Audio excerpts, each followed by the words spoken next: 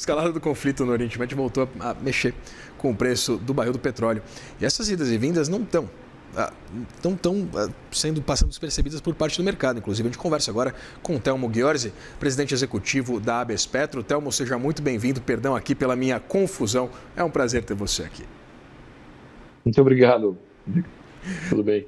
Telmo, queria começar perguntando exatamente sobre essa volatilidade tão significativa. A gente tem visto esse preço do barril do petróleo que partiu da faixa de $70, agora flertar novamente com o patamar de $90 o barril.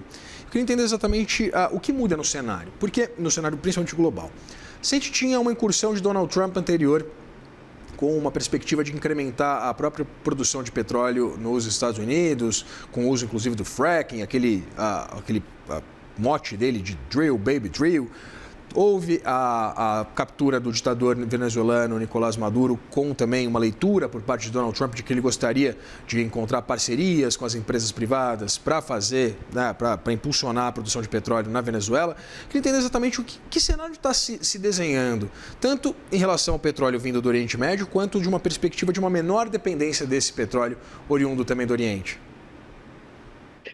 Bom, nós estamos, esses movimentos que você descreveu aí, da captura do presidente da Venezuela e das tentativas de aumentar o fracking, tudo isso só aponta, e junto com essa iniciativa do governo dos Estados Unidos de retomar o conflito com o Irã, tudo isso compõe esse quadro de grande confusão, né, de grande incerteza e, portanto, de volatilidade nos preços do petróleo. Se esse conflito fosse num país que não tivesse relevância com relação ao petróleo, ok, mas é um conflito bem no coração da região que mais produz petróleo no mundo. Então, esse conflito voltou a acontecer, o Estreito de Hormuz, agora com esse, digamos, novo dono, que é o Irã, e hoje mesmo os Houthis anunciaram possível bloqueio e fechamento do outro canal, do lado leste da península, o Bab el-Mandeb. Então, tudo isso está compondo um quadro de grande incerteza e, portanto, os preços vão continuar, no mínimo, voláteis. Ninguém conseguiu ainda, nenhum país conseguiu reconstruir, repor os estoques decorrentes da crise de 2, 3 meses atrás. Então, continua, é muito grande o problema ainda, né? E continua presente. Então, para repor uma nova fonte de produção ou repor estoques, vai demorar muito. Isso significa que os preços vão continuar bastante voláteis, para dizer o mínimo. Né, Telmo? E se a gente parar para pensar, evidentemente é uma série de sanções contra o Irã. Mas o Irã é o país que mais produz petróleo mundo afora. Fora ele, a gente sabe que ali no Golfo Pérsico, na região do Golfo Pérsico, há uma série de grandes produtores de petróleo, muitos países membros, inclusive da OPEP, saída recente, inclusive dos Emirados Árabes Unidos, também do cartel petrolífero. Eu queria entender se, evidentemente, com esse período já razoavelmente considerável da guerra, da premência da guerra no Oriente Médio, a gente acompanha, apesar dessa dificuldade dos países refazerem as suas reservas, algum tipo de adaptação do ponto de vista logístico para que haja uma dependência menor desse óleo escoado pelo próprio Estreito de Hormuz, né, por onde passa 20% de todo o petróleo produzido no mundo? O Irã até produz menos petróleo que o Brasil. Ele não é um grande produtor. Ele é um grande bloqueador do transporte, porque é dono do Estreito de Hormuz, né? E não tem resposta para isso ainda. É impossível repor 20% da produção mundial. A produção mundial é 100 milhões de barris por dia. 20 milhões passam por aquele lugar ali. É impossível repor isso no curto prazo, para achar outros canais logísticos tão, digamos, volumosos quanto navios petroleiros. Não está, é difícil. Isso aí é coisa de muitos anos, talvez décadas, para repor. Então, aos mesmos moldes das crises que aconteceram em 1973 e 79, quando o mundo inteiro foi atrás de novas fontes de petróleo e encontraram, né, até o Brasil, o Mar do Norte, os Estados Unidos, isso vai começar a acontecer agora e além das fontes renováveis, por causa da transição energética, que vão repor um pouco dessa lacuna de energia, a busca por petróleo e outras coisas vão acontecer. Por exemplo, a China aumentou muito e muito rapidamente o seu consumo de carvão, porque é uma fonte de energia que está disponível lá na China. Então, os países vão procurar alternativas, mas é muito difícil repor o petróleo do ponto de vista, pela sua característica de preço muito baixo, porém agora com esse preço indo para talvez aí de novo US$ 100 ou até mais, não ajuda muito, mas ele é muito fácil, teoricamente, né? Ele é fácil de armazenar, ele é fácil de transportar, e agora estamos vendo esses grandes, esse conflito produzindo esse efeito sobre o petróleo, né? Aquele combustível que era, aquele energético que até então era barato, fácil de armazenar, fácil de transportar, é tudo que ele não é agora.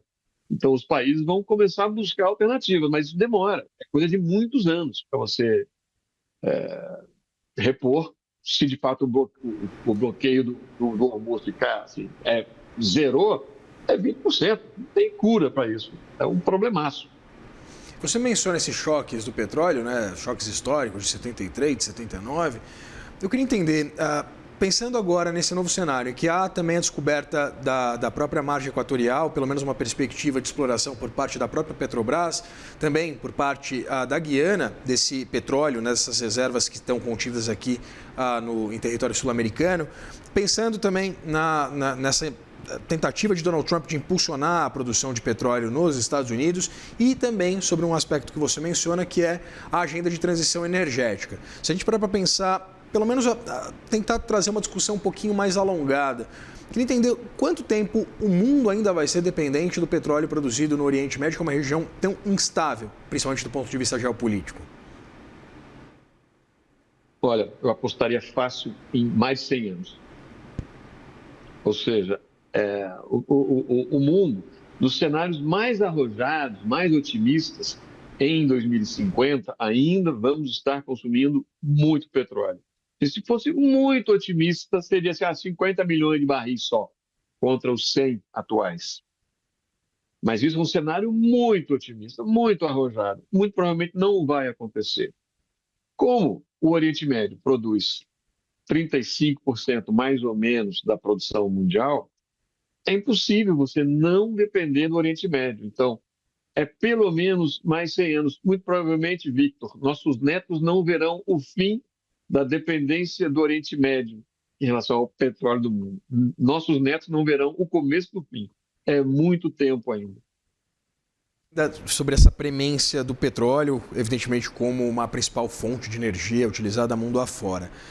Hoje a gente tem, nesse cenário de volatilidade muito significativo, um petróleo que bateu as mínimas há pouquíssimo tempo de $60, até 50, pouco abaixo de $60 o barril, ultrapassou o patamar de $120, ou seja, a gente tem ali uma amplitude do ponto de vista de cotação que é muito significativo e, evidentemente, atrapalha o próprio investidor de fazer qualquer tipo de planejamento a longo prazo. Minha pergunta é, o que a gente deve esperar exatamente desse comportamento de preços, baseando-se nessa leitura sobre a importância ainda do petróleo como uma fonte de energia tão utilizada mundo afora? Então, exatamente por causa desse longo prazo, eu vou te dar aqui ilustrar um fato aqui, é típico, por exemplo, no Brasil.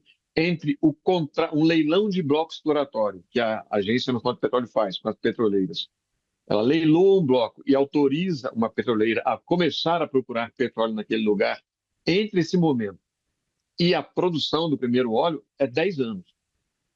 Então, é muito tempo. O setor de petróleo ele tem um ciclo muito longo. Isso significa que nenhuma empresa, nenhum investidor, nenhuma petroleira toma decisões baseadas no preço de hoje, de ontem ou de amanhã do petróleo. É sempre uma tentativa de adivinhar o futuro de longo prazo. E é por isso que, por exemplo, a Petrobras anuncia, ela faz contas supondo que o petróleo vai chegar, se tiver acima de $35, tá bom para mim, eu pago eu pago o investimento. Então, tem sempre um preço de resiliência, um preço mínimo, que hoje a Petrobras é 35.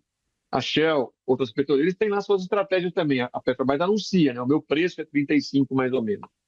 O preço de resiliência do Brent. Então, as empresas fazem isso. Essas flutuações não alteram ou alteram pouco as grandes decisões de investimento. Porque ninguém toma uma decisão de investir, por exemplo, uma plataforma de petróleo, uma plataforma aqui no Brasil custa 4 bilhões de dólares. Ninguém decide o investimento de 4 bilhões de dólares, que vai ficar 30 anos produzindo petróleo, baseado no preço de ontem ou de amanhã. Então, as decisões são... as pessoas que decidem têm que ter muita frieza para olhar para essa volatilidade de agora e saber que ela é volatilidade de agora, que vai durar 1, 2 anos, 3 anos, 5 anos. Mas no longo prazo, a média histórica do preço de petróleo sempre foi ao redor de 60, 70, 80, 60, 70, 80. Então é aí que, aí que mora o preço do petróleo. Essas volatilidades não alteram as decisões de longo prazo. É óbvio que alteram as decisões do investidor que está comprando petróleo agora ou comprando ações da Petrobras agora, porque tem uma volatilidade um pouco mais nervosa no dia a dia das ações. Mas a decisão de investimento das petroleiras, ela é muito fria, ela é baseada no longo prazo. Não são essas volatilidades que vão afetar drasticamente as decisões. Você falou um pouco da Guiana e do Suriname. A Guiana produz hoje 1 milhão de barris, nem isso, não chegou a 1 milhão de barris por dia. O Suriname também nem começou a produzir ainda. O Brasil, no seu lado da margem equatorial, também não começou. Mas a produção do mundo e o consumo do mundo é 100 milhões. É muito grande o consumo e o peso do Suriname é muito pequeno. Então, isso não vai afetar, no longo prazo, as grandes decisões. As grandes decisões ainda vão ficar baseadas no que vai acontecer no Oriente Médio. Ele vai continuar sendo o fiel da balança nessas decisões, por muitas décadas, para não dizer séculos. Conversei com o Telmo Ghiorzi, presidente executivo da Bespetro. Telmo, muito obrigado pela disponibilidade de conversar com a gente aqui no Maré. Muito obrigado, Victor. Até uma próxima.